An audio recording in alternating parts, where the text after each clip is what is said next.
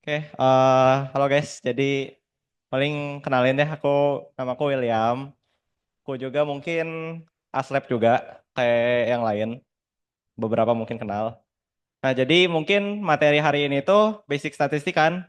Itu aku bakal coba bawain ya. Nah, jadi paling langsung aja, nggak usah ada basa-basi. Nah, ini materinya.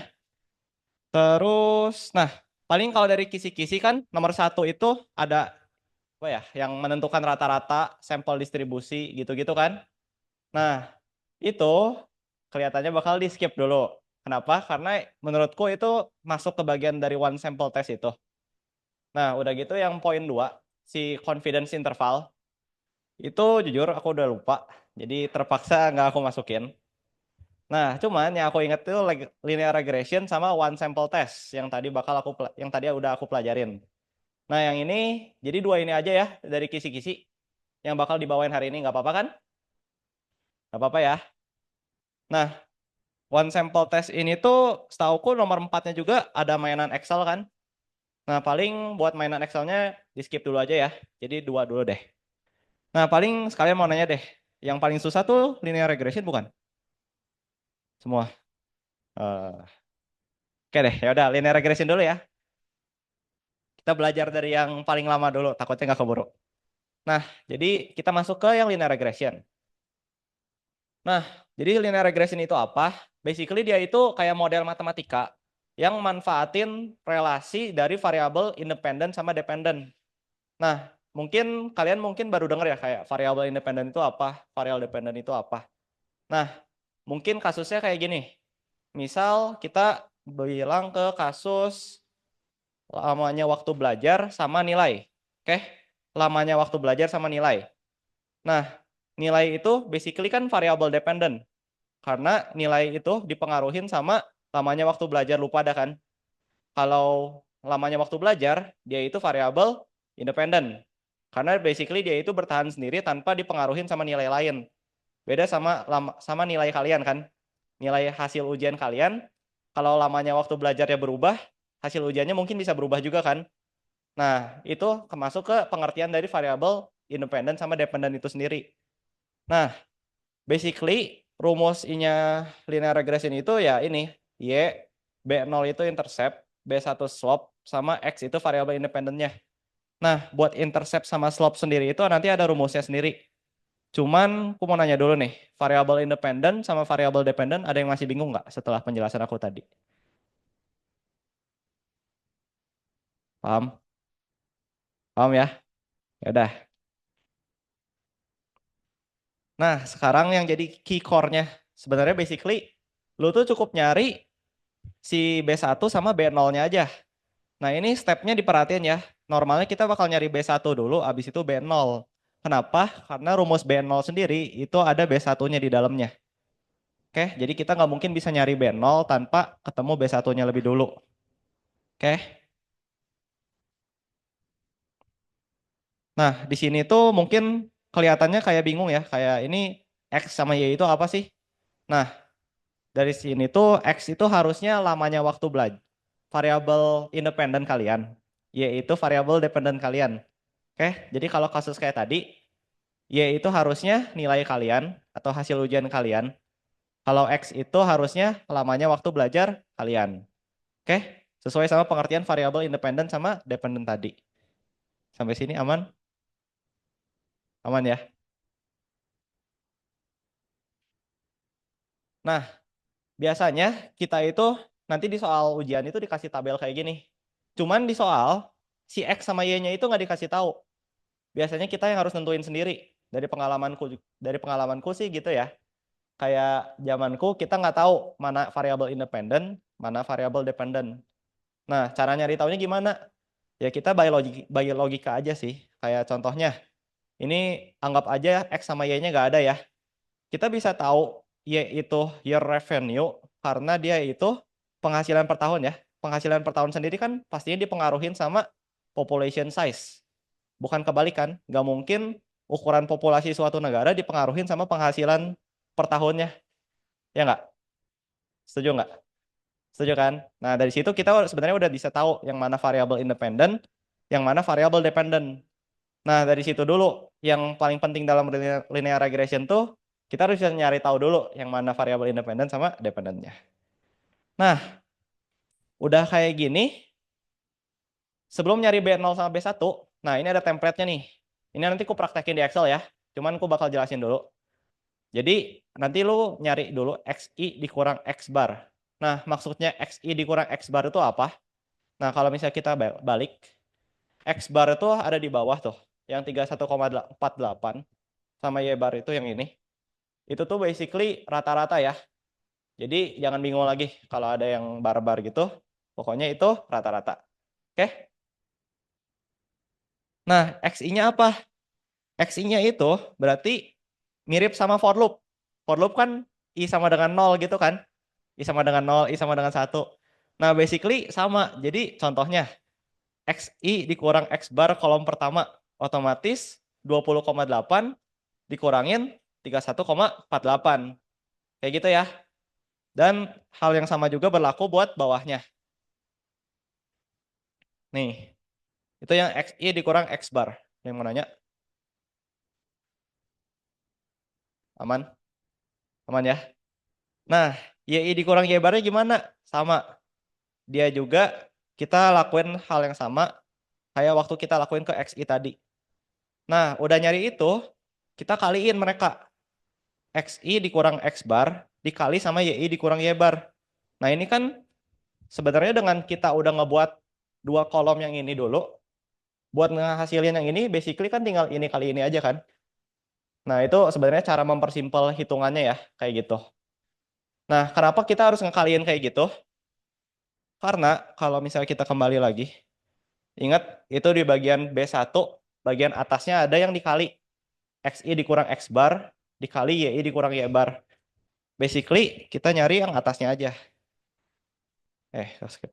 Nah, terus XI dikurang X bar dikuadratin tuh maksudnya apa?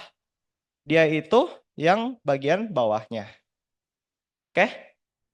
Jadi ingat step pertamanya, kalau misalnya bingung, tentuin mana variabel independennya, mana variabel dependennya. Sesudah itu, ya udah ikutin aja bikin kolomnya kayak gini. Jadi linear regression itu sebenarnya kalau disuruh tulis tangan ya, agak mati juga kan, kayak capek banget. Nah, sebenarnya emang pengerjaannya itu enaknya pakai Excel. Cuman kalau ujian ya biasain aja ya, ngitung kayak gini. Oke, zamanku manual, zamanku nggak tahu. Zaman kalian nggak tahu. Nah, semisal kita udah dapet B1-nya. Tuh, basically kan angka yang tadi. Nih, angka yang ini sama ini, itu kita jumlahin. Oke? Jadi ingat aja, kalau misalnya kalian nemuin ada logo kayak gini nih. Sigma K I sama dengan 1, itu sama aja kayak ngejumlahin. Jadi jumlahin kolom ini semuanya. Ya, ini juga sama, kita jumlahin. Jadi bukannya dibagi langsung gitu, tapi dijumlahin dulu baru dibagi. Makanya kita dapat hasilnya ini. 3660,39 dibagi 229,23. Dapatnya 15,97. Itu dapat B1-nya. Begitu kita udah dapat B1-nya, lu bisa langsung masukin ke B0. Nah, rumus B0 sendiri itu Y bar dikurang B1 dikali X bar. Oh ya, sebelum lebih lanjut, ini kalian boleh buat cheat sheet nggak waktu ujian? Oh, dikasih rumus, ya udah. Semoga dikasih ya rumusnya. Kalau nggak, apalin aja. Jadi, ingat ya, B0-nya rumusnya ini. Y bar dikurang B1 dikali X bar. Oke? Jadi begitu kita udah dapat B1 sama B0-nya gimana? Ya udah, sebenarnya hasil dari linear regression itu sendiri, itu hasilnya bukan berupa angka tetap, tapi berupa persamaan matematika yang baru. Jadi mirip gimana kita ngasilin suatu rumus. Kayak gitu. Oke? Nah, dari sini hasilnya itu justru 175,76 ditambah 15,97 dikali X. Nah, X-nya itu apa? X-nya itu variabel independen yang bisa kita prediksi. Contohnya kayak, misal ya, gue punya tabel lamanya waktu belajar sama nilai. Nah, gue semisal gak tahu, gak punya datanya gitu. Semisal gue belajar lamanya tuh 6 jam. Itu nilainya berapa? Kan gak bisa, gak tahu ya. Nah, dari data-data sebelumnya, itu gue bisa, misal dapat rumusnya ini, gue tinggal masukin aja 6 jamnya itu ke X. Nanti Y-nya itu bakal ngehasilin si variabel yang mau diprediksi itu, yaitu hasil nilai gua. Oke? Sampai sini kebayang? Jadi basically linear regression ini tuh lebih ke arah memprediksi ya, harusnya. Nah, cuman sebenarnya di real life sendiri kita jarang banget pakai linear regression. Kenapa? Karena nggak mungkin di real life itu grafik kita itu lurus linear gitu. Jarang. Cuman ya ini dasarnya sih. Oke? Sampai sini mau nanya? Atau ada yang mau diulang? Siapa tahu kecepatan. Aman? Aman ya? Nah, kalau misalnya aman, kita bakal masuk ke contoh. Nah, ini sebenarnya lebih baik kalian boleh nyoba di Excel juga boleh. Atau mau nyoba di tulis tangan boleh. Cuman lama pasti di tulis tangan. Ini aku udah nyiapin datanya. Misal, oke. Bentar.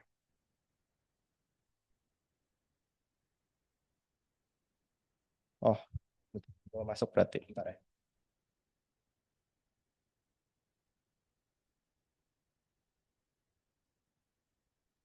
Nih, ini aku kopas dulu ya.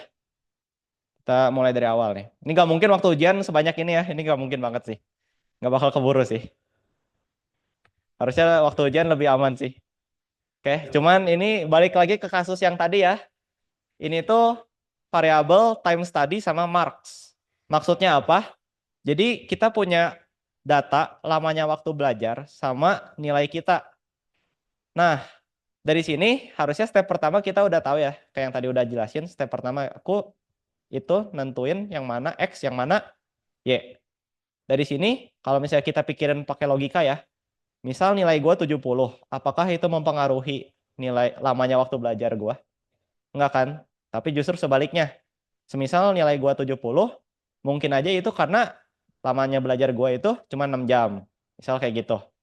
Nah, dari sini kita udah tahu variabel yang tidak dipengaruhi sama apapun, itu basically kan variabel independen. Nah, itu tuh namanya X. Otomatis marks itu bakal berfungsi sebagai Y. Nah, terus udah kita nemuin nih variabel independen sama variabel dependennya. Step selanjutnya ngapain? Step selanjutnya, kalau tadi kan kita langsung jam ke X I dikurang X bar ya. Nah, tapi ingat di sini tuh belum ada X barnya. Nah, kalau misalnya manual di kertas, ya udah kita jumlahin aja kan. Ini dibagi banyaknya ya.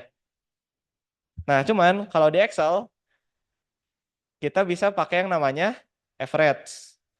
Nah, ini sebisa mungkin dihafalin juga ya, step by step di Excel-nya. Karena nggak jarang juga Pak Dani Suwandi ngasih soalnya, berikan step by step di Excel. Oke? Kalian sama Pak Dani Suwandi bukan? Oh, ya sama-sama Dani lah. Oke. Nah, ini ya. Nih, tar aku ulangin ya. Jadi cara cara lo pakai Excel-nya, siapa tahu ini mah keluar. Zamanku soalnya keluar. Zamanku tuh dia mintanya bukan eh sebenarnya ada yang manualnya, tapi dia juga minta step by step di Excel-nya. Makanya itu sehabis ujian ujian by stat itu tuh pada murung semua satu angkatan tuh. Bahkan aku juga lumayan kepikiran sih kayak ini nggak ngapalin Excel tapi tiba-tiba ditanya step by stepnya gimana gitu ya. Nah, ini caranya gini ya. Sama dengan kalau mau nyari average itu lo bisa tulis aja average kayak gini. Nah, udah gitu kasih kurung buka. Jadi mirip sama kayak waktu lo passing function ya. Ingat ya, AlgoPro kan? Nah, caranya gimana? Ini lo udah kurung buka kayak gini, itu lo masukin ini sampai bawah. Jadi lo sorot, kliknya tuh di hold gitu. Udah gitu kurung tutup. Nah, ini dapat average ya. Oke? Aman ya? Nah, ini biar biar rapi, aku bakal kasih tanda aja. Ini min X ya. Karena aku nggak tahu sih cara kasih X bar gimana. Nah, udah gitu sama. Kita juga perlu yang namanya min Y. Caranya pun sama. kita pakai average kayak gini. Nah, ini harusnya dia udah ngasih saran, cuman kita manual aja. Ini kita, bentar, naik lagi, naik lagi. Nah, kenapa ini? Bentar ya, ketik aja ya. Gak usah sih. Aduh, lepas. Yaudah, ingetin, ingetin. B102 sama B3. Oke. Nah, ini kita udah dapat min X sama min Y-nya. Harusnya bener sih. Ntar, aku cek coba. Ya, benar ya. Nah, udah dapat min X sama min Y-nya gimana? Kita bikin kolom yang fungsinya itu buat ngitung XI dikurang min X-nya itu. Nah, jadi ini sesimpel kasih sama dengan, nih, harusnya takutnya nggak kelihatan ya. Nih, kasih sama dengan, udah gitu pilih XI dikurang min X-nya. Cuman keep notes karena lu kan nanti mau basically autocomplete gitu ya. Nah, ini kasih dolar kayak gini. Oke, kumpulin si E atau kurung si E-nya. Ini dalam dolar gini. Ya. Nih, ini ku kurung dulu nih. Atau ku kasih contoh dulu deh yang nggak dikurung ya. Ini dikurang ini. Misal kita nggak kurung. Udah gitu, kita autocomplete aja. Nah, sorot aja ke bawah gini. Nah, tuh. Hasilnya justru aneh. Kenapa aneh? Karena dia justru makin turun. Ya nggak? Si E-nya juga ikutan turun. Padahal kita cuma mau X-nya aja yang turun. Nah, biar dia nggak ikutan turun gimana? Dikumpulin dalam dolar. Ntar, ini gimana sih cara Ctrl Z? Nah, caranya basically lo kurung ini dalam dolar gitu. Oke? Udah gitu tinggal auto complete aja. Salah. Ya mouse-nya.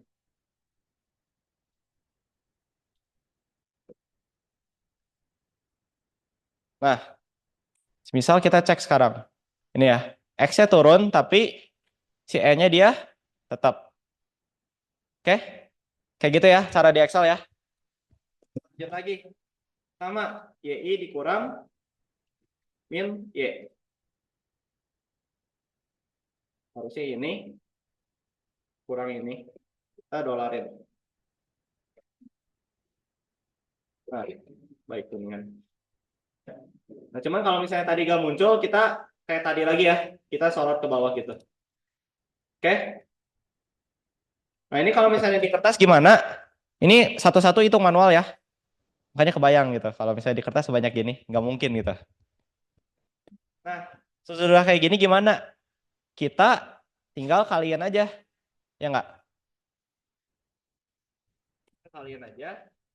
Cuman kok males ngasih nama kolom. Kita kasih aja A deh. Oh ini deh. Atas B1 ya. Biar kebayang. Nah, ini tinggal kayak gini. Nah, ini sama ya caranya. Kita drag aja ke bawah nanti. Gitu. Oke? Nah, sudah itu kita bikin yang bawah B1. Bawah B1 itu basically ini kita kuadratin, ya kan? Nah, ini caranya ada banyak. Sebenarnya tuh lu bisa kayak ini dikali ini juga. Itu bisa. Atau kita manfaatin dari Excel sendiri. Namanya power. Nah, ini lu masukin ininya, kasih koma, masukin eksponennya. Jadi mau pangkat berapa? Pangkat 2. Kelihatan nggak sampai belakang? Oke, bentar.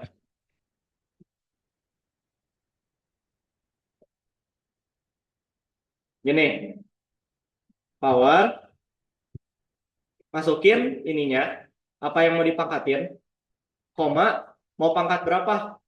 Karena kita mau pangkat 2, kita isinya pangkat 2. Oke? Nah, ini udah dikasih foto komplitnya begitu. Oke? Aman, aman? Paham ya? Kalau ngitung manual aman kan? Yang penting kalian kebayang ngitung-ngitung manualnya gimana. Menurutku itu lebih penting sih. Aman ya? Nah, kalau aman, ini kita udah punya nih. Otomatis kita bisa nyari B0-nya. Cara nyari B0 sesimpel, ntar, di sini deh.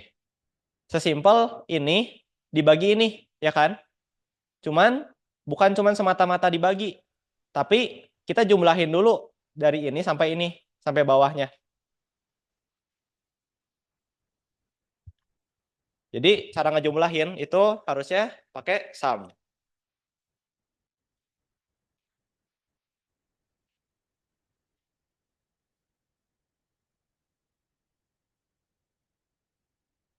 Ini dibagi sum dari sini. Eh,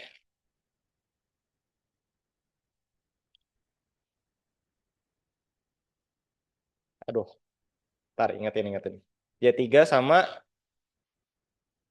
oh ya, sip. Y3 sama 110 ya.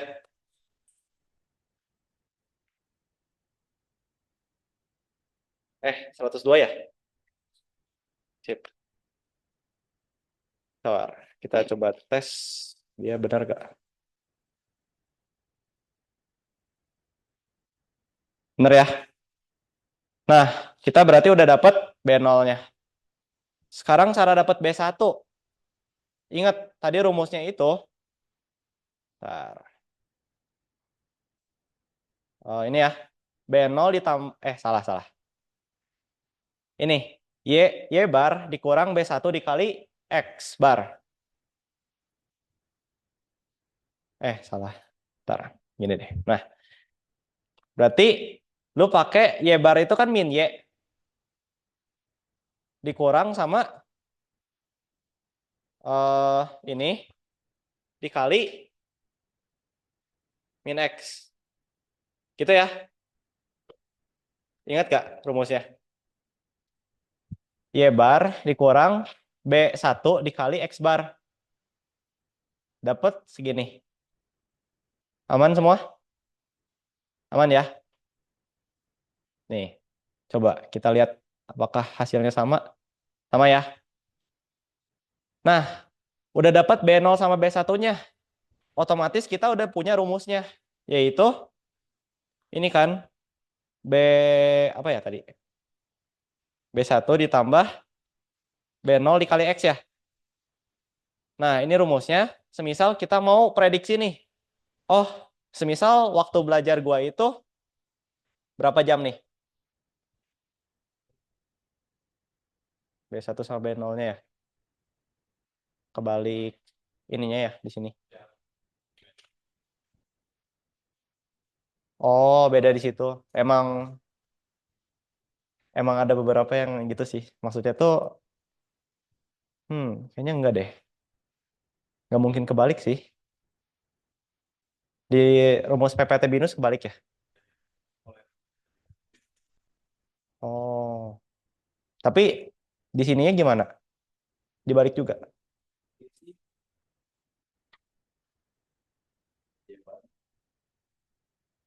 B0-nya Y bar min 1X. Oh, beda ininya.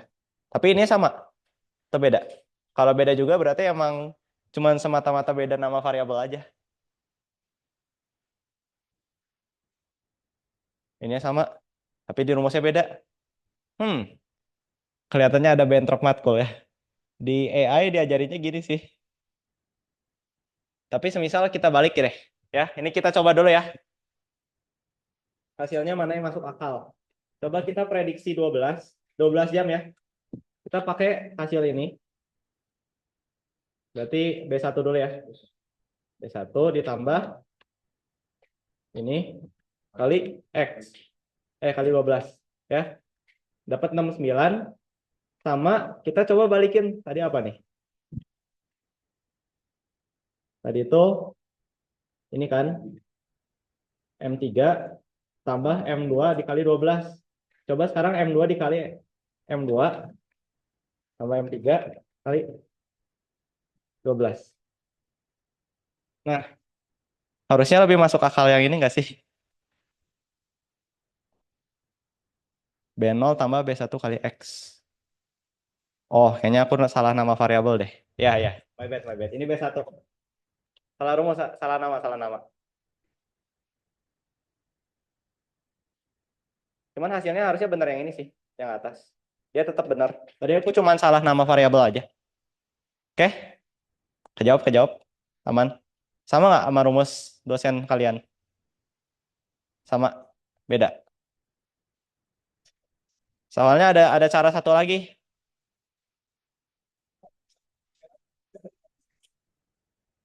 Ya, harusnya kayak gini ya rumusnya ya. Kalau semisal ada rumus lain, kasih tahu aja karena aku sebenarnya udah nyiapin sih rumus lainnya. Cuma linear regression basically gini ya. Cara di Excel-nya. Ini tadi aku cuma salah nama variabel aja sih. Hasilnya tetap sama. Oke? Dari sini ada yang mau ditanyain? Nih. Atau udah aman semua soal linear regression? Ini Maya nih. Poin 5 soal kan? Berarti 20 poin dong. Aman nggak? Aman nggak? Nggak apa-apa kalau mau diulang. Oh, Excel-nya ya. Dolar. Jadi habis E-nya dolar, sebelum E-nya dolar. Sebelum E dolar, sesudah E dolar. Jadi hurufnya yang dijepit sama E-nya, sama dolarnya. Ya, itu teh semacam biar kita nggak turun gitu loh. Kalau tadi kan kelihatan kan, ya ikut ke bawah kan, nah, gitu. Ya. Yang lain gimana? Aman? Aman ya? Ya udah. Kalau aman berarti beres dong satu materi. Oh beda rumus ya? Oh, hmm. Kayaknya nggak masuk deh random error. Harusnya enggak ya, harusnya. Soalnya zamanku sih langsung gini ya. Yang aku pakai juga kayak gitu, nggak pakai random error. Ya, semisal kalau salah ya, ya udah koreksi ya kalian. Oke, aman guys, aman ya. Lanjut. Sekarang ke one sample test. Nah, surprisingly kan sebenarnya menurutku ya, linear regression tuh lebih gampang sih dibanding one sample test. Cuman kalau pertama kali belajar emang kedengarannya lebih ribet. Karena basically kan one sample test ini mirip sama fisika ya, kayak nguji konsep gitu loh. Nah, paling langsung aja ya. Tar linear regression aman kan? Aman ya? Ya udah. One sample test itu tuh basically yang kalian sering dengar itu tuh. Ada one tail, ada two tail. Terus yang tadi sempat kutanya-tanya beberapa, kayak ini kalian ujiannya Z-test atau T-test gitu. Karena ada dua. Nah, paling ku bakal jelasin dulu yang one sample test yang Z-test. Oke? Nah, Z-test sendiri itu rumusnya ini ya. Ntar, sebelum ke rumus, kita harus tahu dulu kapan dia dipakainya. Jadi Z-test sendiri itu basically dipakai ketika sigma atau standar deviasi dari populasi itu diketahui. Ya, dengerin dulu guys. Nah, jadi lanjut ya. Tadi Z-test itu dipakai ketika sigma atau standar deviasi dari populasi diketahui. Kalian tahu kan bedanya populasi sama sampel apa? Populasi itu kayak ya keseluruhan. Misalnya seluruh mahasiswa BINUS. Kalau sampel kayak 30 mahasiswa BINUS gitu. Kayak kita ngambil sebagian kecilnya aja. Nah, Z-test sendiri itu dipakai ketika standar deviasi keseluruhan atau standar deviasi populasi itu diketahui. Atau ketika data sampelnya itu di atas 30. Oke? Ketika data sampelnya di atas 30, sebenarnya kita bakal pakainya yang S. Cuman kita tetap pakai yang Z-stat ini ya, Z-test itu. Oke? Jadi ingat aja, Z-test itu dipakai ketika standar deviasi populasi diketahui atau banyaknya sampel yang dipakai itu di atas 30. Di atas sama dengan 30 sih. Oke? Cuman keep notes, ini kan rumusnya ini nih. X bar dikurang mu per sigma per n. Cuman ketika n-nya itu 30, si sigma ini bakal berubah jadi S. Itu yang ku baru pelajari tadi. Oke? Aman? Aman ya? Di atas 30 tetap S. Nah, sebelum lebih lanjut ke ininya, ke latihan soalnya, kita di sini ada decision rule. Jadi, one sample test itu sendiri basically kan ngetes ya, kayak apakah itu ada yang datang tidur ya. Mantap juga. Oh, mungkin dia lelah, nggak apa-apa. Gue cocok jadi ini ya, psikiater bisa bikin tidur orang.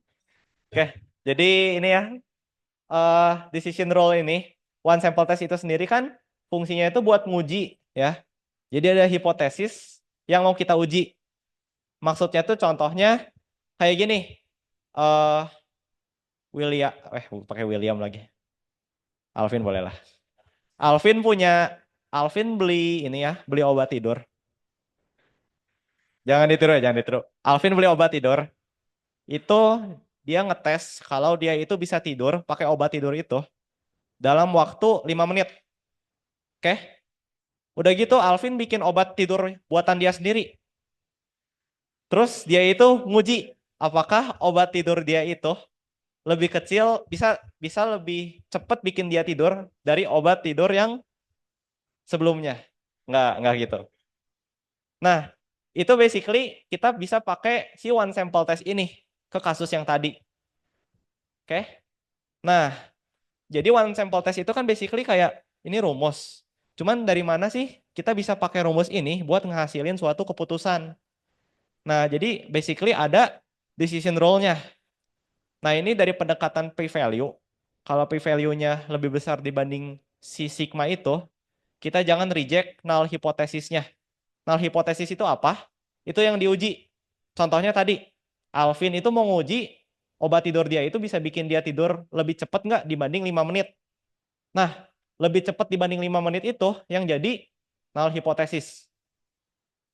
Sampai sini nangkep?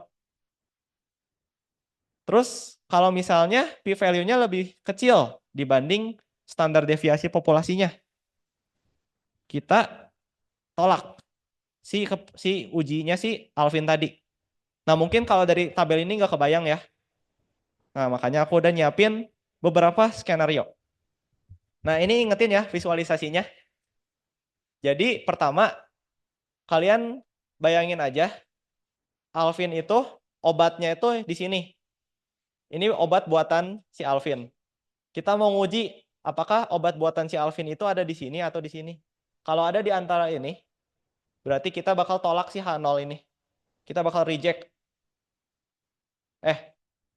Iya reject berarti dia lebih cepat gitu. Nangkep visualisasinya gitu. Nah, cuman nah ini baca aja nih. Z-stat itu ibaratnya yang kita hitung. Z-stat ini selama dia ada di antara sini, itu kita bakal nerima H0-nya. Artinya obatnya si Alvin itu lebih lama tidurnya dibanding obat yang dia beli. Ya mungkin kasusnya nggak kebayang ya. Ya. Dari sini sih. Semisal, nih aku kasih contoh lain deh. Jadi pokoknya kamu kan ngitung nih, nanti bakal ketemu Z-statnya ya. Nah, Z-stat ini tuh nanti kamu bikin range-nya. Ada ini, sama ini. Kalau Z-statnya itu ada di tengah, range-nya itu nanti ketemunya di sini ya. Itu berarti kita tolak si hipotesisnya si Alvin. Kalau obat tidur dia itu bisa bikin dia lebih cepat tidur dibanding obat tidur yang dia beli. Makin bingung nggak? Nggak apa-apa kalau makin bingung, aku ganti contoh deh. Jangan obat tidur apa ya? eh Nanti deh ada latihan soalnya. Oke, mungkin ini keep in mind dulu aja ya. Kalian nggak usah pusingin one tail test, two tail test dulu. Yang penting kalian paham dulu deh, kapan kita nerima H0 sama H1. Nah ini Z table ini tuh pastinya bakal disediain di soal. Aku udah baca juga itu foto dari teman kalian tentang kisi-kisi. Nah, ini deh. Kita ke latihan soal dulu. Semisal ada racun tikus yang bisa ngebunuh tikus dalam waktu 3,5 menit dengan standar deviasi 2,1 menit. Ini nggak usah dilihatin dulu standar standar deviasinya apa. Kalian cukup ingetin aja ada racun yang bisa ngebunuh tikus dalam waktu 3,5 menit. Oke? Lanjut. Si Tono sekarang bereksperimen dengan racun tikus buatannya. Dia pengen tahu apakah racun tikus dia itu bisa lebih cepat ngebunuh dibanding racun tikus yang dia beli. Oke? Jadi sekarang ada dua kasus ya. Kasus atau ada dua hipotesis. Aku coba tulis deh. Habis.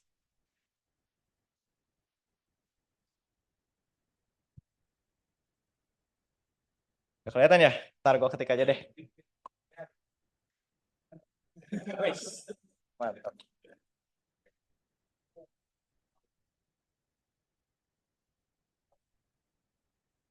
Nice. Nah, ini lu bisa tahu H0-nya apa? H0-nya itu ya apa yang mau diuji.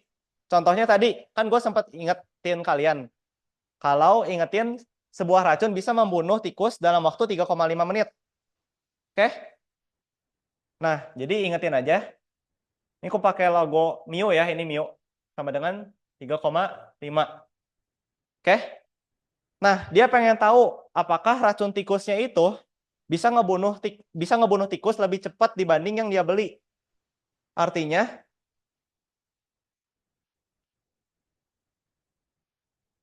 gini, setuju nggak? Nah, sebenarnya yang paling penting tuh kalian tahu yang mana H0, yang mana H alfa. Aman? H0-nya apa yang mau kita ketahui atau apa yang mau diuji? Enggak sih, sebenarnya apa yang mau kita tolak sih. Ya kan, basically kayak gitu. Nah, dari situ kita bisa lihat nih.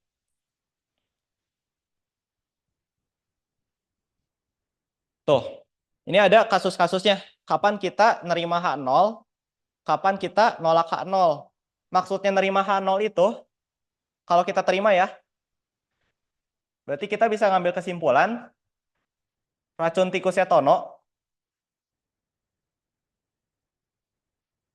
itu tidak lebih cepat.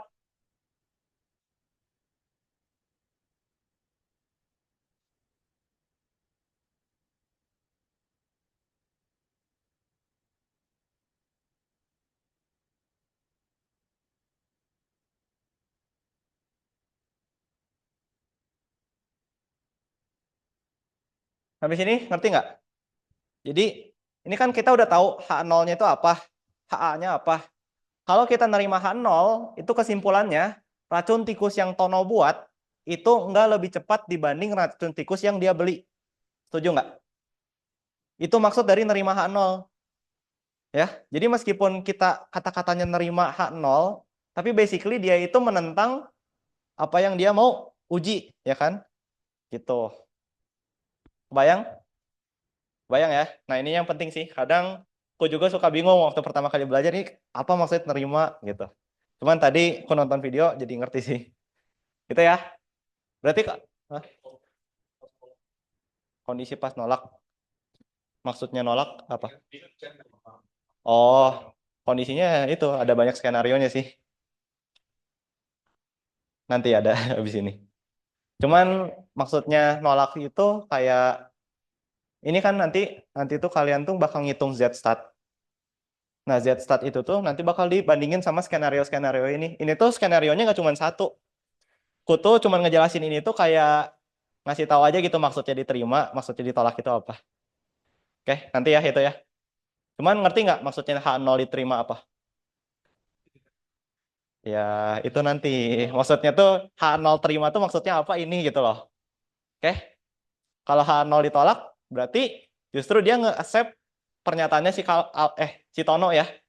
Pernyataannya si Tono kan, kalau ini kita terima, berarti racun tikus Tono lebih cepat ya.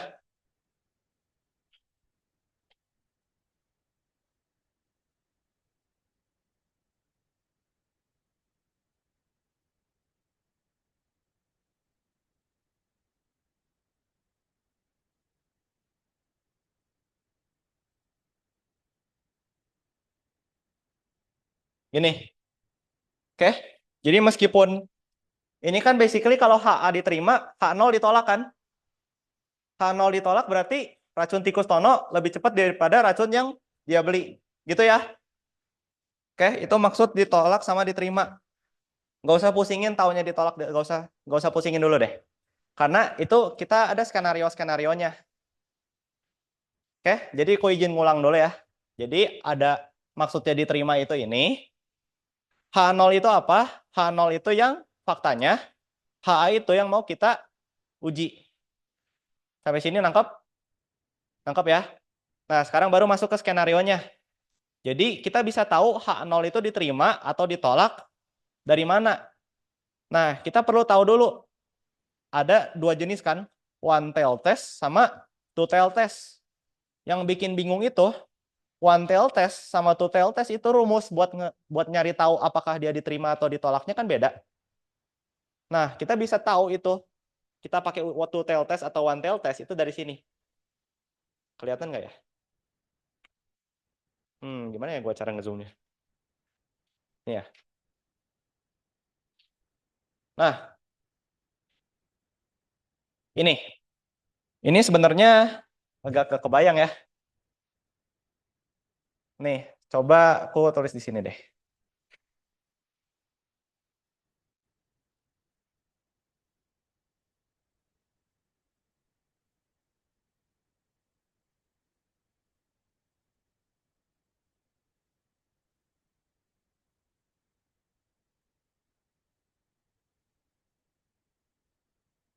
Ini kasus ketika kita pakai two tail test. Contohnya gini. Tadi kan Alvin ngomongnya Alvin lagi. Tono kan ngomongnya lebih cepat ya. Ya kan?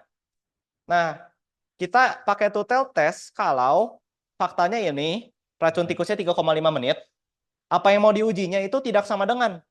Bukan urusan lebih cepat, bukan urusan lebih lambat. Tapi purely tidak sama dengan.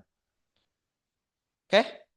Kalau misalnya kita dapat logonya itu tidak sama dengan, kita pakainya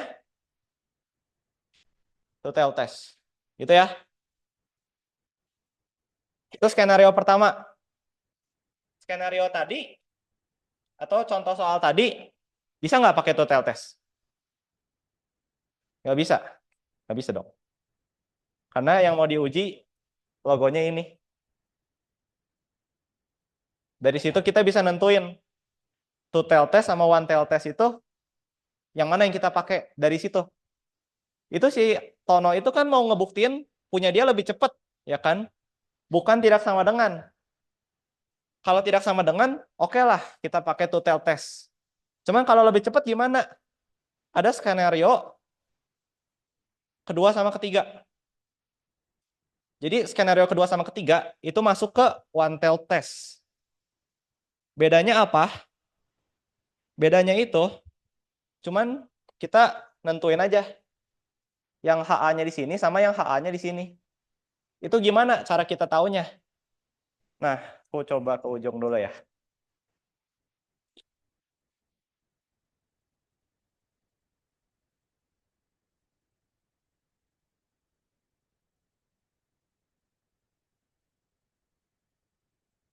Ini aku pakai kasus yang Tono tadi ya.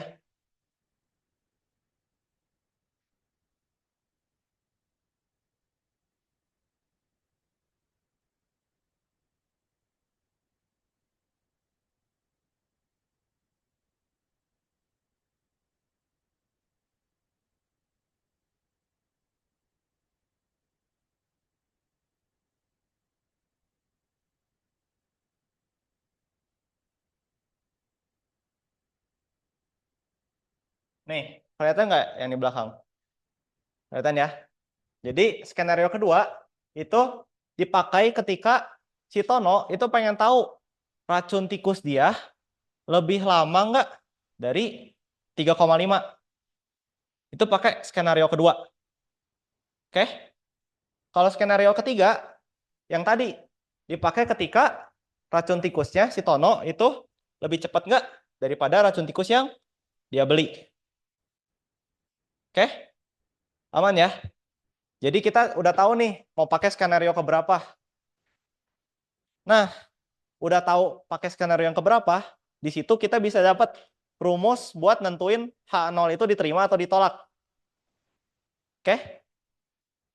Paling aku lanjut ngitung dulu ya. Oke? Ini mirip kayak algoritma sih. Kalian hafalin step by step-nya. Nih, step by step-nya. Pertama, aku bakal bacain dulu deh soalnya. Sebuah racun tikus dapat membunuh tikus dalam waktu 3,5 menit dengan standar deviasi 2,1 menit. Nah, sebuah racun tikus dapat membunuh tikus dalam waktu 3,5 menit. Itu apa? Mu. Atau X bar. X bar ya, rata-rata. Oke? Dengan standar deviasi 2,1 menit. Ini standar deviasi apa nih? Sampel atau populasi? Populasi. Ya. Karena kan keseluruhan, ya kan? Ibaratnya kita masih belum tahu apa yang diuji, otomatis ini standar deviasi populasi. Ya kan? Dan gitu Tono bereksperimen nih. Dia punya racun tikus buatan dia sendiri. Dia pengen tahu, bisa nggak sih racun tikusnya itu lebih cepat ngebunuh tikus daripada racun tikus yang dia beli. Nah, di sini dia ngasih tahu nih. Dia bereksperimen dengan 50 tikus. 50 tikus ini N atau sampel. Dan hasilnya adalah racun tikus buatannya mampu membunuh tikus dalam waktu 3,1 menit. Ini cerita dalam waktu 3,1 menit. Nah ini karena dia bergantung sama, ini kan ceritanya ya. Itu lu bodo amat aja. Oke? Jadi jangan, loh ini berarti pakai yang mana? Pakai yang 3,5 atau 3,1? Tetap pakai yang 3,5. Pakai apa yang faktanya ada. Oke? Nah, dan standar deviasi 1,5 menit. Nah, dari sini kita punya dua standar deviasi. Ini 3,1-nya kan kita biarin.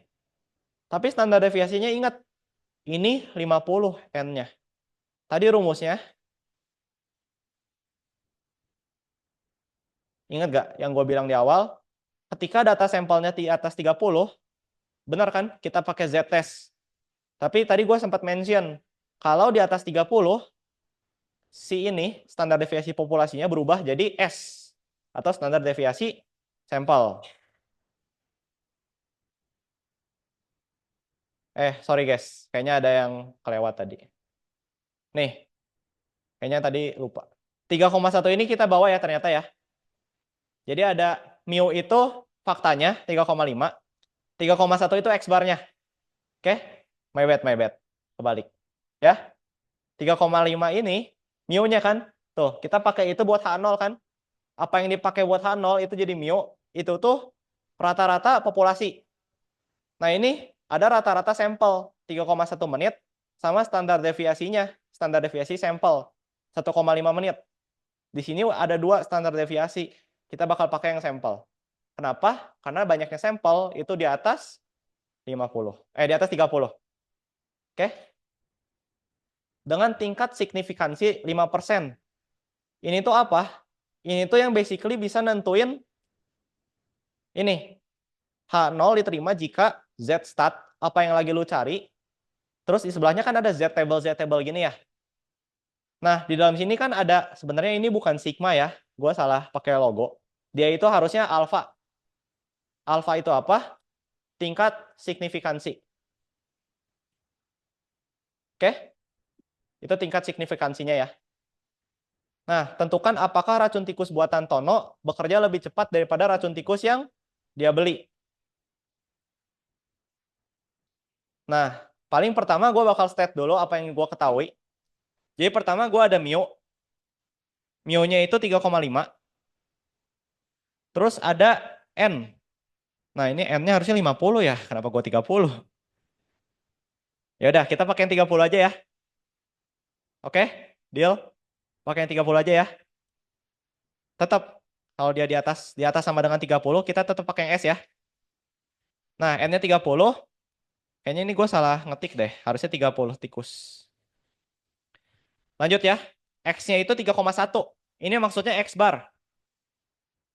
Oke? Maksudnya X bar. Atau rata-rata dari sampel. Ya kan? dia nguji obat dia, terus dapat waktunya itu 3,1 menit. Ya. Dan gitu S-nya. Nah, ini kayaknya S itu standar deviasi sampel. Standar deviasi sampelnya tadi 1,5 menit. Lanjut, kita punya tingkat signifikansi sama dengan 5% atau 5/100. 0,05. Oke? Udah dapat? Dapat? Udah ngerti yang diketahuinya apa? Ngerti ya? Nah, sekarang ingetin, step pertamanya ngapain? Sama kayak gua tadi. Tentuin H0 dan HA. H0-nya apa? H0-nya mu sama dengan 3,5. HA-nya sekarang apa nih? Nah, HA-nya tadi ingat kata-katanya si Alvin. Kata-katanya si Tono. Sorry. Kata-katanya si Tono lebih cepat. Ya, lebih cepat. Kalau lebih cepat, berarti mu-nya lebih kecil dibanding 3,5. Bukan pakai yang tidak sama dengan. Kalau lebih kecil gimana? Dari sini kita udah tahu kita bakal pakai skenario ke-3. Nah, dari step pertama tadi kita dapat skenario ke-3. Nah, yang perlu kalian ingetin itu basically logo ini aja, gambarnya aja. Oke, jadi kalian bisa ngevisualisasi gitu. Kondisinya boleh lah kalau emang nggak kebayang, hafalin aja. Nah, step keduanya ngapain nih? Cari Z-stat. Tadi ingat rumusnya apa? X bar dikurang mu dibagi standar deviasi sampel. Karena di atas 30. Di atas sama dengan 30. Nah, keklik. Ini ya, perhitungannya gini. Kalian cuma masukin angka aja. Gampang kan? Basic statistik. Masukin angka aja. Nih, 3,1 ini rata-rata sampelnya. 3,5 ini rata-rata populasinya. Dibagi sama, tadi ingat standar deviasinya, yang populasi 2,1, yang sampel 1,5. Yang kita pakai yang mana? Yang sampel. Kenapa? Ingat, N-nya itu 30. Kalau dia di atas sama dengan 30, kita pakainya S. Itu yang ku tonton di YouTube sih tadi ya. Kalau salah, ya udah, my bad. Oke? Ya? Ya, nggak salah-salah banget lah di ujian mah, aman. Dari sini, mau nanya nggak? Nggak ada dikit, nggak ngaruh. Mau nanya guys? Atau udah paham? Ada yang merasa bingung nggak? Nggak apa-apa kalau merasa bingung. Iya, tadi salah.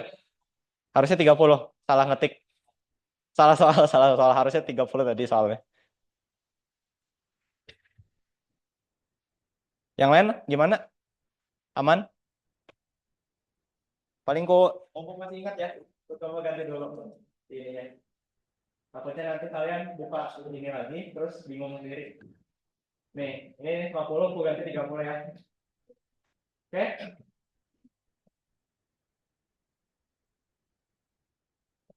Dari kita udah nemuin nih, Z-state-nya berapa. Step ketiganya kita cari Z-table-nya. Ingat, tadi tingkat signifikansinya itu, atau alfanya itu, 0,05. Ya kan? Ini kita masukin ke Z-table. Nah, Z-table-nya itu ada dua. Ada yang positif, ada yang negatif. Yang mana yang kita pakai? Lihat skenario-nya. Nah, kalau skenario ketiga, kita pakai Z-table yang negatif. Oke? Jadi ingat, nih, kita balik lagi deh. Skenario ke-1, itu kita pakai Z-table yang positif sama negatif. Karena dia two-tail test. Kita pakai dua-duanya. Kalau skenario kedua, kita pakai yang positif. Skenario ketiga, kita pakai yang negatif. Jadi ingat aja, kalau misalnya kita mau nentuin, oh ini lebih cepat nih. Lebih cepat kan berarti kurang dari. Ya kan? Kurang dari negatif. Gitu aja ngafalinnya. Kita pakai Z-table yang negatif. Oh, kita mau nentuin nih lebih lambat. Lebih lambat kan berarti lebih banyak kan angkanya. Lebih banyak berarti plus positif. Kita pakai Z table yang positif. Tidak sama dengan gimana? Pakai dua-duanya. Ya. Dari skenario ini kita nentuin Z table mana yang kita pakai. Nah, ini ada dua. Satu yang positif, satu yang negatif. Kita bakal pakai yang negatif. Nah, cara pakainya gimana nih? Ini kelihatan nggak sampai belakang? Nggak ya? Ini ya. Nah, ingat tadi tingkat signifikansinya 0,05. Nah, bukan berarti kalian nyarinya gini. Oh, 0,05. Ini min 0,0. Sekarang cari. Ke drag. Sekarang cari ininya. Oh, min 0 sama min 0,05. Berarti hasilnya 0,4801. Bukan kayak gitu. Oke, bukan kayak gitu caranya. Caranya gimana? Min 0,05 ini lu cari di kolomnya yang paling mendekati. Loh, susah dong. Enggak. Ini kalau harusnya kalian ngelihat nih angka polanya di bawah 0,02. Nih. Ini kalian nemu nih 0,5 nih. Yang diperluin kan 0,05. Makin atas tuh makin kecil. Ya kan? Tadi 0,05 tuh berarti berapa nih? 0,005 di sini ya. Di daerah negatif 1,6. Setuju nggak? Nih, 0,548, 0,537, 26. Nah, pakai yang mana? Pakai yang paling dekat sama si 0,05 itu. Artinya kita ada ini sama ini. Ya nggak? Nah, ini kalau misalnya lu naik, ntar, ini catat dulu. Lu punya 1,6. Pertanyaannya 1,6 berapa? Lihat nih, 0,05, 4. Yang 5, itu tadi mana sih? Ini ya. Nah, lo bisa pakai antara 1,64 sama negatif 1,65. Ya kan? Pakai aja tengah-tengahnya. Setuju nggak? Setuju nggak? Ini yang kalau misalnya kita pakai 0,04, yang ini nih, mana nih? Nah, 0,04 di sini ya. Sama 0,05, yang mana yang lebih dekat sama 0,05? Kan mereka sama ya? Kalau sama, ini yang di 0,04, ini yang di 0,05. Ambil aja tengah-tengahnya. Berapa? 45. Ya nggak? Setuju nggak? Setuju nggak? Setuju ya? Nah, dari sini, bentar, sebelum lebih lanjut, ada yang masih bingung nggak cara bacanya gimana? Nggak apa-apa, gue ulang.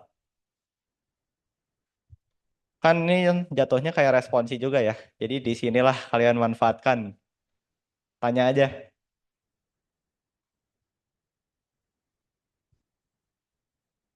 Aman nih? Ngerti semua cara baca Z table? Ngerti ya? Hati-hati, jangan sampai salah malah ngebandingin yang bagian sininya. Ngebandingin bagian sini, kalian bakal dapat itu di sini. 0,4840. Jauh bedanya. Oke? Itu cara pakai Z table. Ya.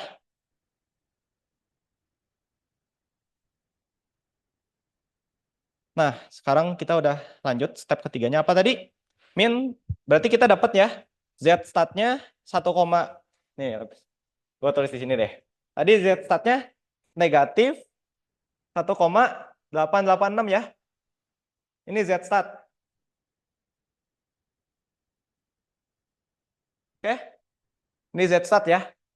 Nah, terus lu pakai mana? Z table dengan tingkat signifikansinya 0,05. Itu kita dapatnya negatif 1,645 yang tadi. Ya. Dapatnya yang ini. Udah dapat Z statnya, dapat Z table-nya. Selanjutnya ngapain? Ingat, lihat sekarang. Apa nih kesimpulannya? H0 diterima jika Z stat lebih besar dibanding negatif Z table-nya. 1,886 lebih besar nggak dibanding negatif 1,645? Sorry, ini negatif. Negatif 1,886 lebih besar nggak dibanding negatif 1,645? Nggak ya? Sekarang kita lihat kasus ditolaknya apa? Negatif 1,886 itu lebih kecil dibanding negatif 1,645. Artinya H0 ditolak. Kalau H0 ditolak, berarti singkatnya HA diterima kan? Artinya obat tikusnya si Tono lebih cepat ngebunuh dibanding obat tikus yang dia beli. Gitu. Oke? Aman? Makin bingung? Yuk. Dibagi dua. Oh iya. Kok salah masukin rumus di sini. Ya ini harusnya alfa aja. Sorry ya. Mungkin kok ganti deh nanti. Nanti kok ganti. Pokoknya yang dibagi dua itu ingat aja itu two tail. One tail itu nggak pernah dibagi dua. Jangan pernah bagi dua. Oke? Two tail bagi dua. Karena setengahnya kita pakai ke yang positif, setengahnya lagi kita pakai ke yang negatif. Gitu. Nah, mungkin kalau misalnya makin bingung nih, dapat hasilnya ini, tapi kita nggak tahu kesimpulannya apa. Ini lu bayangin aja, negatif 1,886 ini, itu HA kita kan, dia ada di sini. H0 kita itu negatif 1,645. Ya, H0 itu negatif 1, atau gini deh. Aku kasih gambaran deh.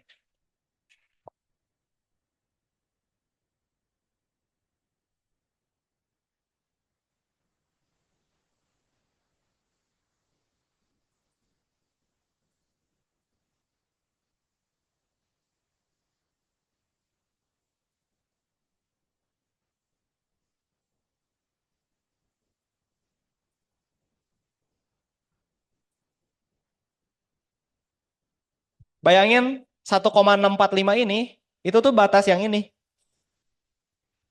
Nah, sekarang lu tinggal nempatin. Ini tuh ada di bagian mana? Di bagian sini kan? Ya kan? Di bagian si HA. Kalau ada di bagian HA ya udah kita terima HA. Kalau kita terima HA berarti apa? Nolak H0. Gitu. Kebayang? Makin bingung. Gak apa-apa, makin bingung. Karena ini responsi, jadi gak apa-apa. Manfaatin lah. Sebenarnya bukan responsi, cuma jatuhnya mirip kayak responsi. Daripada kan kalian nanya dosen, terus apalagi kalau nanya,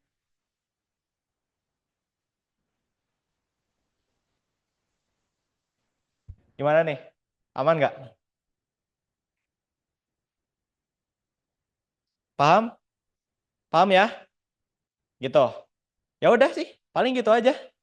Soal yang Z-test. Kalau tuh tail test gimana? Tadi, ingat, dia bagi dua. Dan gitu kita pakai satu di positif, satu di negatif. Oke? Udah gitu kita tinggal nempatin si Z stat ini tuh ada di mana sih di grafiknya. Gitu. Oke? Jelas ya? Jadi tadi apa step pertamanya? Tentuin yang mana H0, yang mana HA. Sekaligus tentuin juga H0-nya tuh apa? Gitu. HA-nya apa? Tentuin. Lebih cepat, lebih lambat, atau tidak sama dengan. Kalau lebih cepat atau sesuatu yang lebih kecil, itu kita pakai skenario ketiga. Kalau lebih lambat, skenario kedua. Tidak sama dengan, skenario ke satu. Atau two tail test. Ya. Oh, udah dapet nih H0 sama HA-nya apa? Ya udah, tentuin skenario-nya. Ingetin, lu tuh nanti kita bakal pakai Z table yang mana sih? Positif atau negatif? Ingetin juga bentuk gambarnya. Kenapa lu harus ingetin bentuk gambarnya? Semisal lu lupa nih bagian bawah sini. Lu masih bisa visualisasiin. Oh, hasil yang gua dapetin itu posisinya ada di H0 apa di HA sih? Gitu. Oke? Paham ya? Nah, step selanjutnya, cari Z-stat. Udah dapet Z-statnya, langsung Z-table.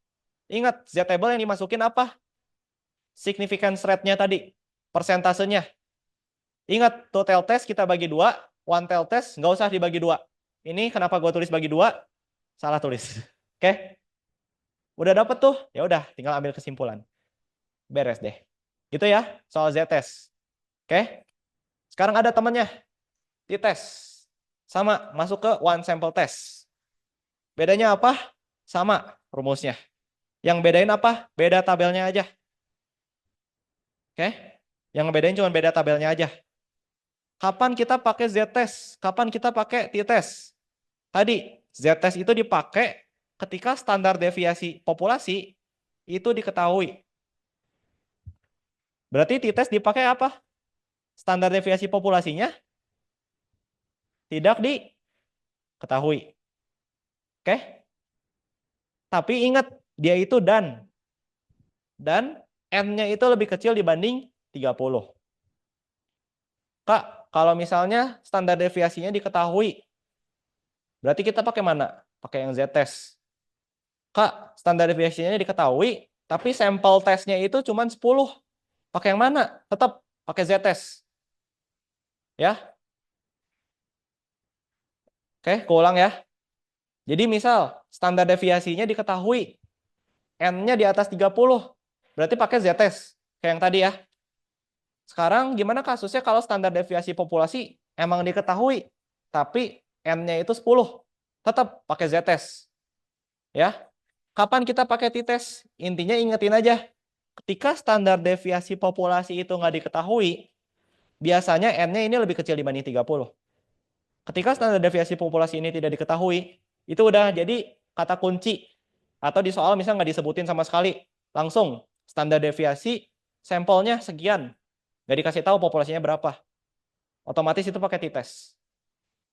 Ya. Yang ngebedain apa? Tabelnya aja yang kita lihat. Oke? Nangkep ya? Nih, ini rumusnya sama. Cuman basically yang lu lihat di sini ada S. Kenapa ada S? Ya karena kan standar deviasi populasinya nggak diketahui. Kita pakai apa? Yang sampel dong. Ya nggak? Gitu. Nah, ini mungkin langsung ke latihan soal. Ini yang terakhir ya. Nah, ini kalian mau nyobain nggak? Atau mau langsung gue bahas aja? Bahas aja. Oke, udah lelah kayaknya ya. Kayaknya lelah. Ya udah. Oke, sekarang kita bakal, ntar gue cek dulu slide selanjutnya apa ya? Oke, exit ticket slide selanjutnya. Ya udah, gue tambahin di sini. Nah, sebuah perusahaan minuman meramalkan bahwa minuman hasil produksinya mempunyai kandungan alkohol sebesar 1,85% per botol. Ini apa nih? Nggak ini apa? Mio. Ya, Mio. Ini yang bakal jadi H0 kita. Ya kan? Nih, kita tulis dulu deh. Kita udah dapat berarti H0-nya apa? Nih, bisa nggak ya lebih kecil lagi? Nah, Mio tuh kok pakai logo M aja ya? Mirip soalnya. Mio-nya berarti tadi berapa? 1,85% ya? Oke? Ntar minum dulu.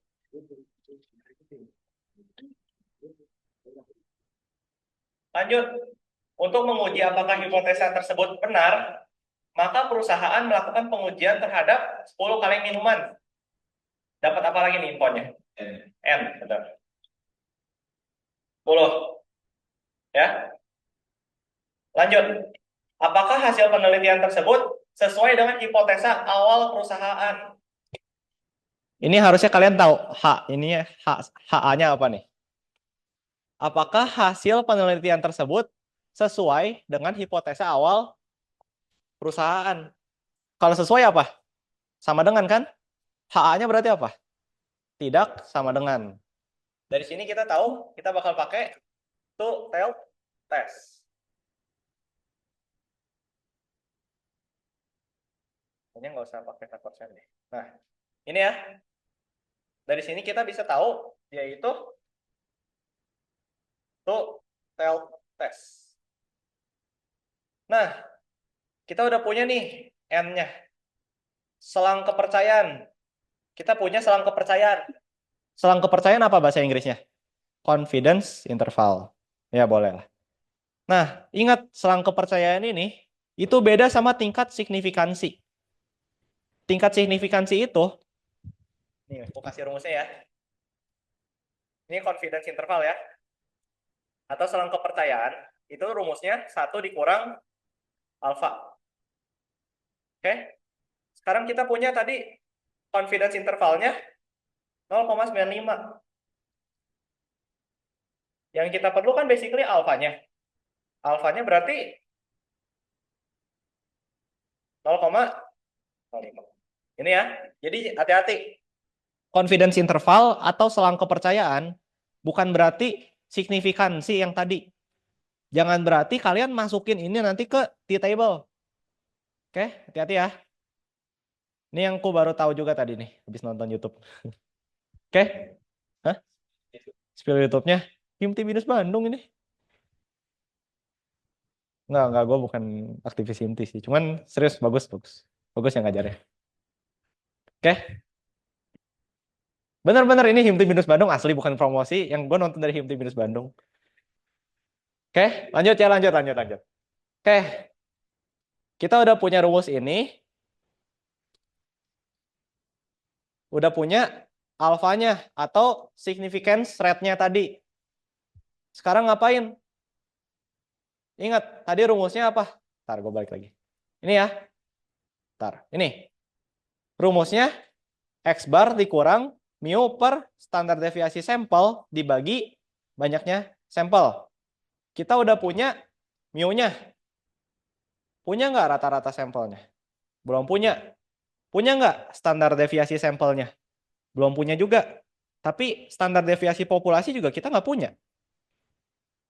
Dari sini kan kita tahu dia pakai t-test, t-stat, ya kan? Tapi ingat, standar deviasi populasi kita nggak bisa nyari. Standar deviasi sampel itu bisa dicari. Jadi meskipun nggak dikasih tahu di soal, itu kalian masih bisa nyari selama standar deviasi populasinya itu nggak diketahui. Oke? Nanti aku spill rumusnya. Paling sekarang X bar dulu. Kita dapetin X barnya dulu deh. Nih. X bar itu kan rata-rata sampel.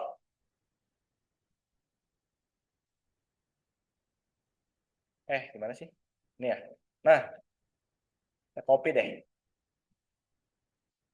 Paste. Wow. Kenapa dia nggak ke paste ya?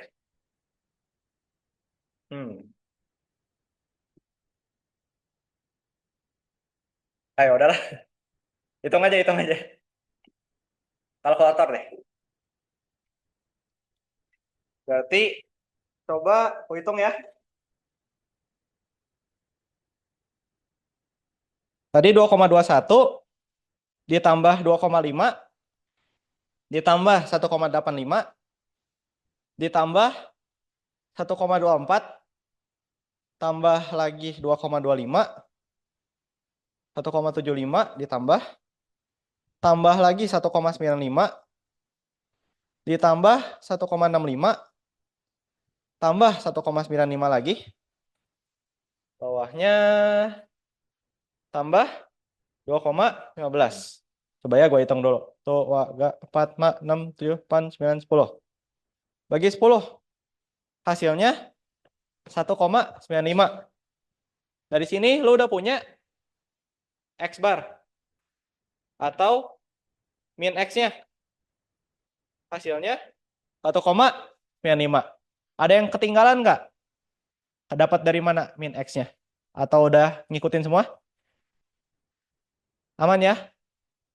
Nah, udah dapat min X. Sisa apa? S. Nah, cara dapat S gimana? Cara dapat S, ingat nih. Ini ya sebenarnya gue jujur aja gue lupa sih rumusnya, cuman kita nyontek dikit. Ini harusnya sigma dari XI Dikurang X bar dikuadratin ya. Dibagi N. Aduh, mouse-nya. Kenapa ya? Jangan dong, nanti diganti ruginya mintanya Razer. Bahaya makanya. Oke. Tadi rata-ratanya kita dapat 1,95. Sekarang kita harus ngitung XI dikurang X bar. Ya udah, ini mah Excel aja lah. Capek. Ini pikiran anak statistik. Enggak. Oh ya, Bu Yasi di kelas pakai Excel.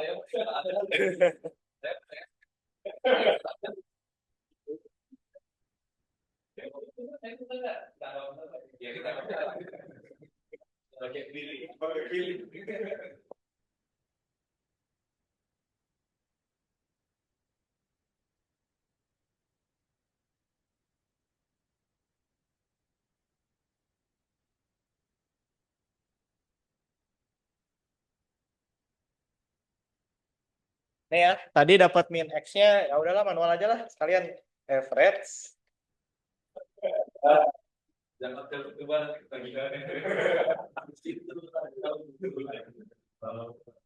Terus tadi, kita bikin dulu XI dikurang X ya. Di kuadratinnya di sini ya, sebelahnya ya.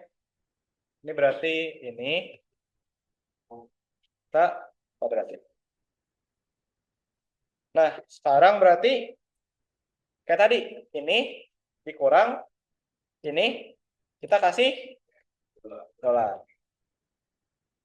Sekarang tinggal, benar nggak? Benar ya? Nice. Sekarang tinggal kita kuadratin power ini, koma 2. Ini ya. Nah. Oke. Sekarang ingat, tadi ada logo Sigma. Sigma itu ingat aja, kita sum. Ya udah, tinggal sum kurung buka. Ini, nah, ini kita tutup. Hasilnya 1,1442. Oke. Sekarang kita udah punya atasnya. Bawahnya tadi apa? N-1. Ya kan? N-1 apa? 9. Ya kan? Tadi N-nya 10 dikurang 1, 9. Ya. Ya udah, standar deviasinya berarti ini dibagi ini, tapi nanti kita akarin. Ntar, kalau cara pakai akar, itu pakainya SQRT ya. Ya. SQRT apa? Ini dibagi ini. Hasilnya ini ya. Ya, kalian kan nanti boleh bawa kalkulator. Ya, ini ya. Oke, aman. Ada yang bingung dapat standar deviasinya gimana? Nggak apa-apa. Bingung nggak? Aman? Aman ya? Ya udah, sekarang kita catat. S-nya berarti udah ketemu. S-nya tadi 0, pas aja lah. Bentar. Nah, ini ya. Ini hasilnya. Kalau di kalkulator gimana kalau ujian? Gua biasanya kita bakal bulatin. Ini bakal berubah jadi 6. Ini bakal berubah jadi 2. 2, 6-nya nggak berubah. 6 sama 7, 7 berubah jadi 8. Ini jadi 6. Naik terus 6. Gue bulatin bakal sampai sini. Oke? Berarti kita udah dapat nih semuanya. Ya udah, tinggal masukin ke T-stat aja. Berarti gue bakal punya tadi berapa? 1,85 tuh mu kan? Min-nya 1,95. Berarti 1,95 dikurang 1,85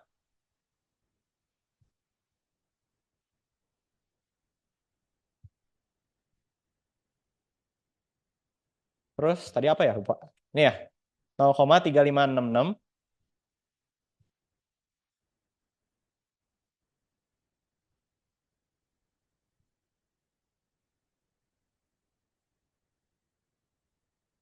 dibagi sama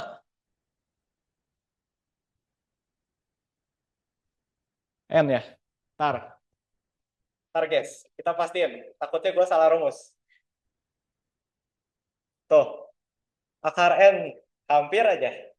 Ini akar N ya. Berarti yang beda sama t-test itu ada akarnya ya. Wajar-wajar. Gue setahun lalu guys belajar kayak gini. Wajar lah lupa. Oke.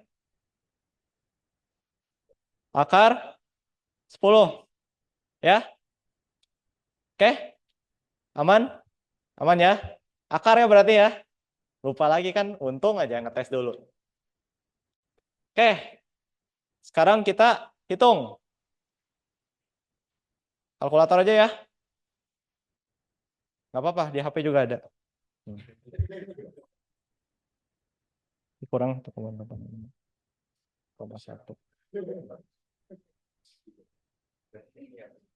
0. Akar 10 itu berapa ya? Koma ya? Nggak bisa disederhanain lagi ya? 0,8869. Hasilnya ini, salah. 0,8869. Nah, kita udah dapet nih t-state-nya. Sama hasil selanjutnya, kita bandingin sama t-table. Nah, t-table-nya belum ada. Kita cari lagi di Google. Nah, cara baca tabel gimana, Kak? Oh, tadi udah. Oh, udah. Bentar.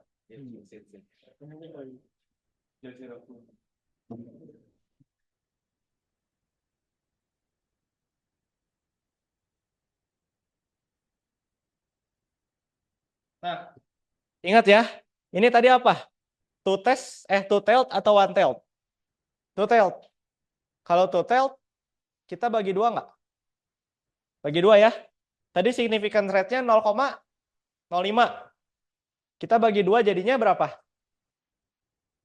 Nah, 0,025. Ini kita masukin dua-duanya ke t-table. Bedanya masukin satu ke positif, satu lagi ke yang negatif. Oke? Nah, cara bacanya, tadi ingat ya, 0,025. Lu cari, ini yang positif dulu. Nih, mana negatifnya?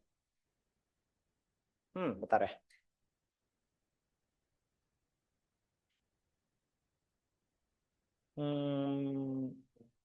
Nah, ini two-tailed. Dia udah ngasih tahu sih, two-tailed sini.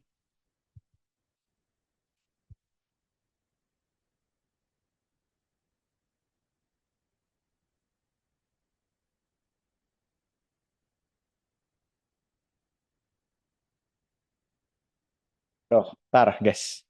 Gue mendadak lupa ingatan. Gimana ya caranya?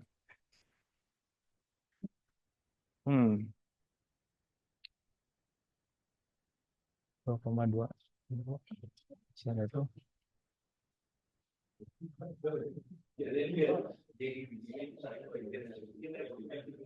Oh, oke. Kayaknya ada yang miss, guys.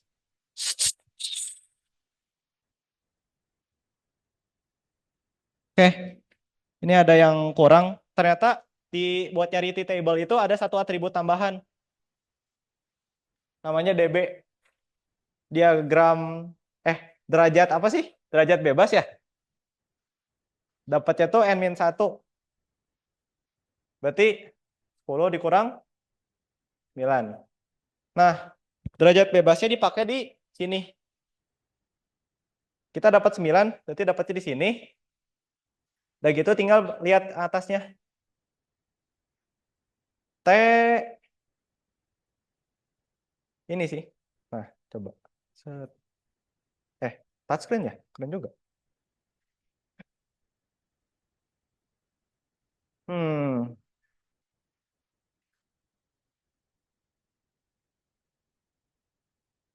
Oke. Ya sih, harusnya 2,262 ya. Harusnya 2,262. Nih bisa, bisa keren juga.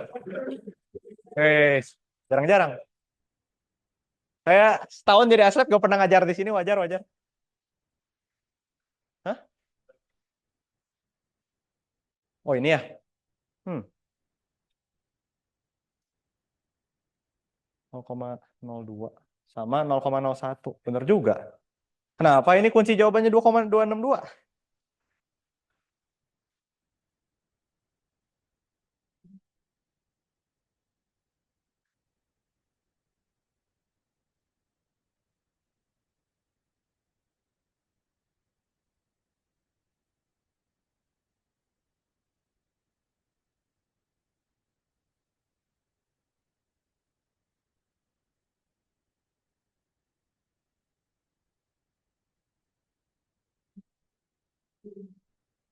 DB alfa per 2 0,025. Ya juga, kenapa dia nggak pakai yang tutel?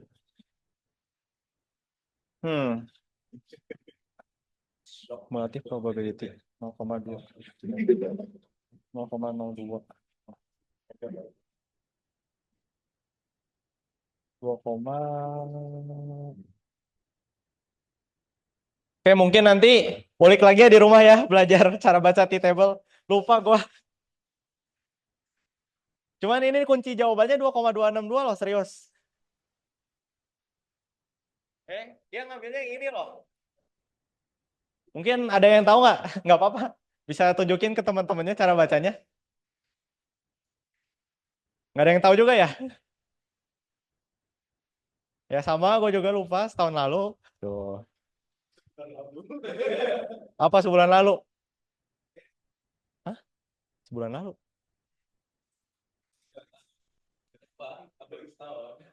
Oh, kalian sebulan lalu. Oh, udah lama ya. Ya udah gitu lah. Ini dapatnya, ini kalian cari tahu ya. Ininya 0,025. Ya ini yang error tuh gua atau Himti-nya? Himti yang dulu ya. Ini Himti dulu sih. Ya udahlah. Dia nemunya di sini sih. Cuman harusnya ngerti ya. Nanti cara hasilnya itu semisal semisal nanti dapatnya 2,262 ya. Anggaplah 2,262 ya. Ini kan nanti dapatnya ini. Kalian dapatnya positif sama negatifnya. Nah, tadi bentuk tutel kan gini ya. Eh, gini kan? Ya, ya kan? Nah, ujungnya yang ini negatif.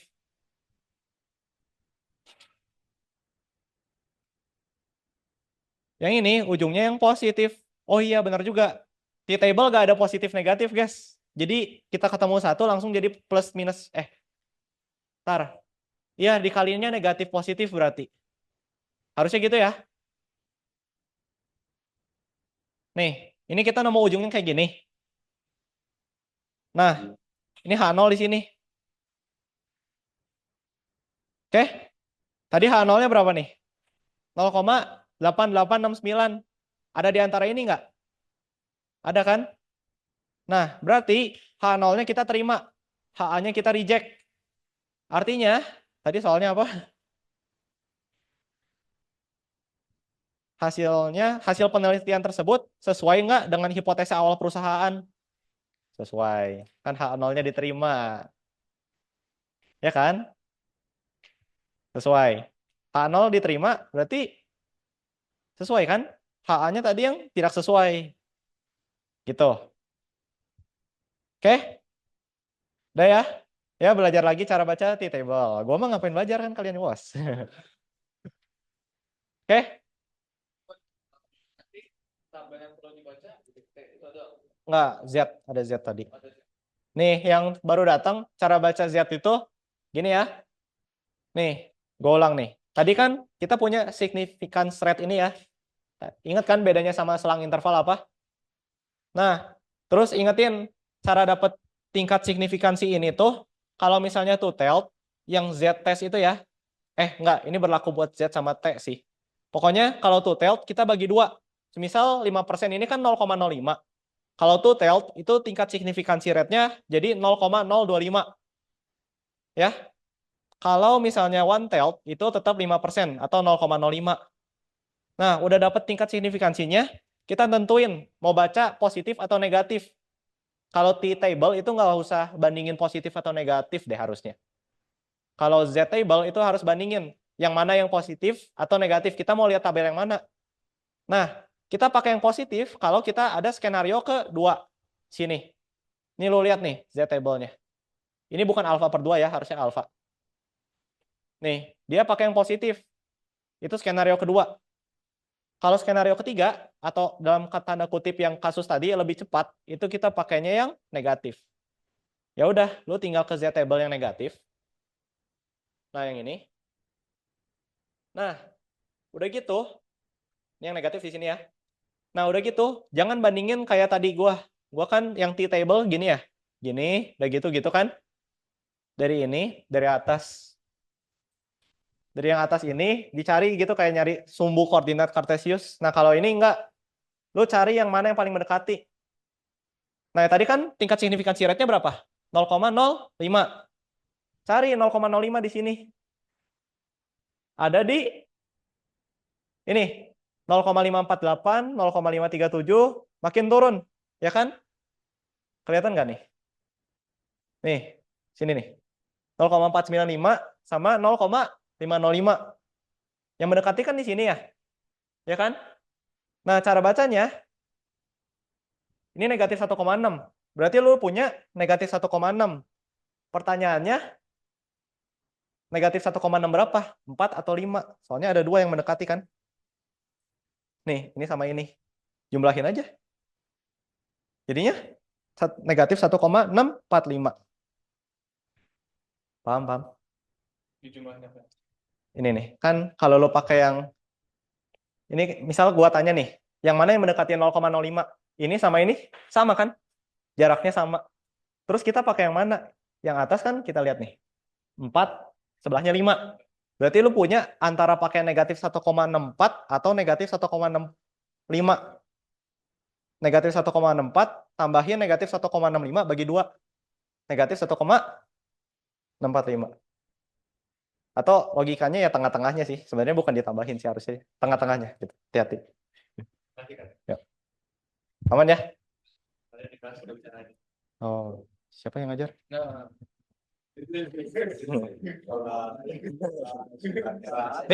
Nih sama loh lenjarnya. Enggak. Hah? Parah ya. Udah, aman? Gak apa-apa nih, mau diulang nggak? Linear regression masih ada tuh, 30 menit lagi. 10 menit? Oh iya. Iya kah? Nggak lupa sih. Ya udah. Intinya nggak ada yang mau nanya? Aman semua? Aman ya? Berarti PR kalian pelajari kisi-kisi nomor 1 sama nomor 2. Nomor 1 harusnya udah beberapa ke-spill di sini ya. Kepake di sini kan? Kayak nyari ya nggak regresi itu nomor 5. Kayak buat nyari apa ya? Standar deviasi sampel yang tadi rata-rata gitu. Itu nomor 1 kan? Nah, nomor 2-nya confidence interval. Itu gue lupa, makanya gak gue masukin. Ya, belajar nomor 1, nomor 2. Udah gitu belajar juga cara baca T-table. Oke? Nah, nomor 3 kan ini. Nomor 4-nya tuh implementasi ini ke Excel. Tuh gue nggak tahu sih. Ya, cari tahu sendiri. Nah, nomor 5-nya itu tadi, linear regression. Oke? Ya, at least nggak susah-susah banget lah kalian nyicil belajar. Ada yang mau ditanyain nggak? Mau diulang atau udah paham semua? Aman berarti ya? Aman? Aman nggak? Aman ya? Ya udah. Hah? Oh, DB yang tadi ya. Ini nih. Ya, benar-benar. Nih, DB itu yang ini. Sebenarnya DF sih. Banyak yang ngomongnya DF, banyak yang ngomongnya DB. Pusing gua. Iya, buat di kolomnya. Nah, ini tuh harusnya benar sih yang kata teman kalian tadi. Siapa? Alvin, mana Alvin? Bukan ya? Oh, dia pakainya kan yang two tailed ya, two tails. Tapi surprisingly hasilnya 2,262. Dia pakainya dari sini. Ini nggak tahu yang salah gua atau yang salah dianya. Jadi kalian cari tahu lagi.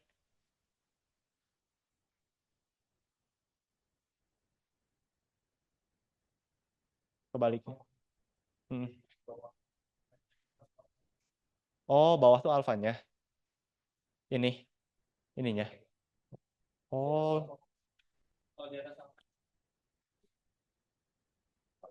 hmm. Oke deh. Nice, nice info. Ya udah, berarti lihat ininya. Ya, oke. Berarti cara bacanya kalau benar ya, ini koreksi lagi ya. Lihat yang ininya, udah gitu lihat DF-nya. Cara dapat DF gimana? N-1. Tadi N-nya berapa? 10. 10 dikurang 1 berapa? 9. Gitu. Dapat dari mana N-1? Nggak tahu. Saya sananya dapatnya gitu rumusnya. Oke, aman ya guys? Aman ya? Ya udah, paling karena gue udah ngajarin kalian, minta minta waktunya buat ngisi exit tiket dong guys. Atau mungkin dari Pak Ketua Himti ada satu patah dua kata nggak? Mau penutupan nggak? Nggak ada. Paling isi exit tiket dulu ya guys. Terus disclaimer ya, kalau misalnya ada salah, ya nggak apa-apa. Kasih tahu gue aja gitu. Jangan jangan koar-koar di Windows Confess ya. Takut takut. Di face. Ini Twitter kan? Ada yang biru.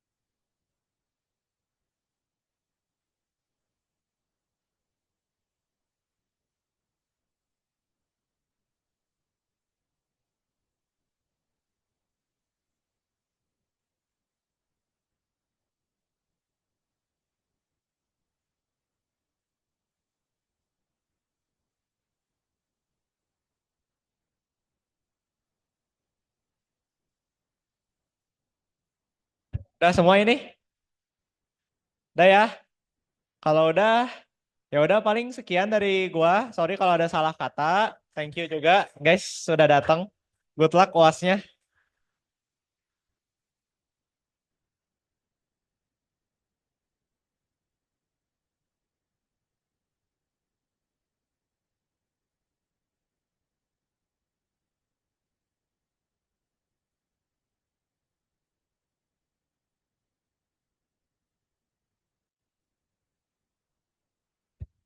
Ya udah guys, kalau udah boleh bubarin aja kan? Quiet bird, bubarin aja. Udah guys, thank you guys. Good luck UASnya. Ya.